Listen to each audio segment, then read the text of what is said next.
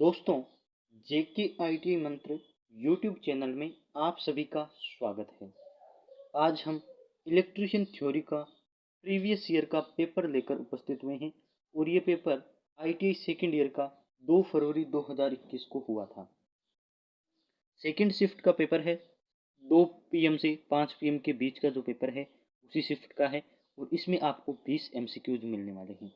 इस वीडियो का मकसद है कि 2022 में जो क्वेश्चन आएंगे वो कहाँ से आएंगे, एक तो आपको ये पता चलेगा, दूसरा 2020 के क्वेश्चन हैं तो इस बार एग्जाम में रिपीट हो सकते हैं, तो आपको इन क्वेश्चन की प्रैक्टिस करनी चाहिए। वहीं आपको नेक्स्ट वीडियो 3 फरवरी 2021 को जो पेपर हुआ था उसका भी मिल जाएगा, तो आप चैनल को सब्सक्राइब करके रखें। चलिए शुरू करते हैं।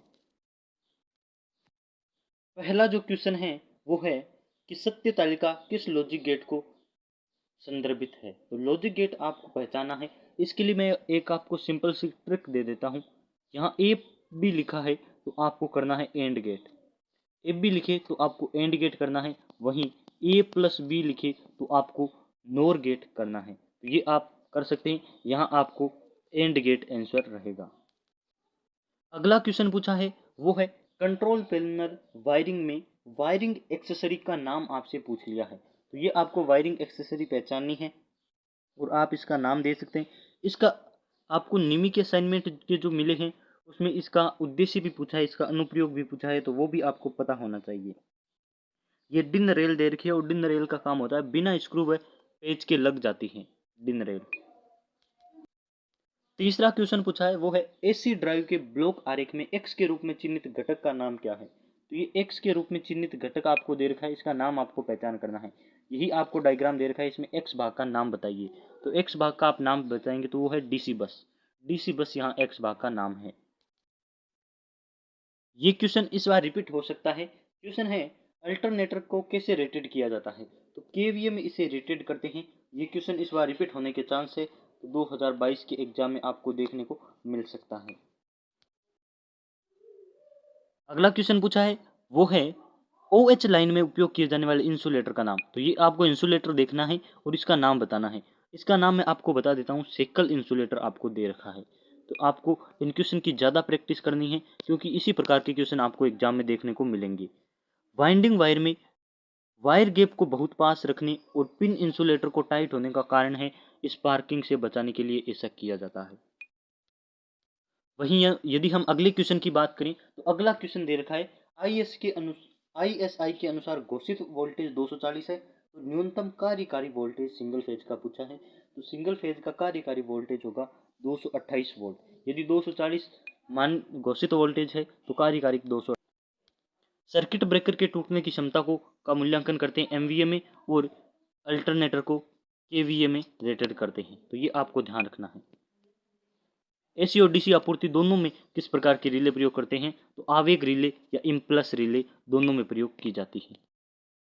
सौर सेल में किस सामग्री का प्रयोग करते हैं। तो सौर सेल में सिलिकॉन सामग्री का प्रयोग करते हैं। गैर पारंपरिक पूछा है इनमें से, तो इनमें से देख लीजिए, ये आपको दो ऑप्शन दे रखे हैं, परमाणु और डीजल शक्ति और पवन शक्ति। ये गैर पारंपरिक है, दोनों ही पारंपरिक उदाहरण दे रखे हैं।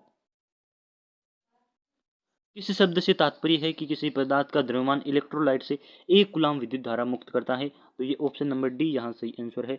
विद्युत रासायनिक मूल्यांक, विद्युत रासायनिक तुल्यांक होता है, ये आपकी आंसर रहेगा। अगला क्वेश्चन है इसे एक्सप्लेनेशन की आवश्यकता है। ये क्वेश्चन पूछा है कि डीसी जनरेटर का नाम क्या है। तो डीसी जनरेटर के नाम में आपको 3 बातें ध्यान रखनी है। पहला, ये आर्मेचर है, आर्मेचर की सीरीज में भी लगा है और शंट में भी लगा है, यानी कि कंपाउंड जनरेटर दे रखा है। कंपाउंड जनरेटर दे रखा है। अब कंपाउंड लॉन्ग शंट है या डिफरेंशियल, ये देखना है। तो फ्लक्स की दिशा यदि समान होती है तो आपका क्यूमुलेटिव होता है, नहीं तो डिफरेंशियल है। तो ये हो गया कंपाउंड और डिफरेंशियल। अब लंबा शंट है या शॉर्ट शंट है, तो आर्मेचर और सीरीज फील्ड दोनों के समांतर में शंट फील्ड दे रखी है तो ये लॉन्ग शंट है। केवल आर्मेचर के समांतर में होती तो ये शॉर्ट शंट होता। तो ऑप्शन नंबर ए की तरफ जाएंगे, differential long shunt compound generator. Short और ओपन सर्किट के लिए आर्मेचर वाइंडिंग का परीक्षण करने के लिए किस उपकरण का। तो यहाँ आपको 2 क्वेश्चन पूछे जा सकते हैं। डीसी मोटर में पूछे, डीसी मोटर में तो आपको करना है एक्सटर्नल ग्राउलर यानी कि बाहरी ग्राउलर। वहीं आपको एसी मोटर में पूछे तो आपको करना है इंटरनल ग्राउलर। ये आप क्वेश्चन के अकॉर्डिंग सिलेक्ट करेंगे। डीसी जनरेटर में प्रेरित ईएमएफ की दिशा ज्ञात करने के लिए हम राइट हैंड रूल का प्रयोग करते हैं। ये आप सभी को पता होगा, बताने की जरूरत ही नहीं है।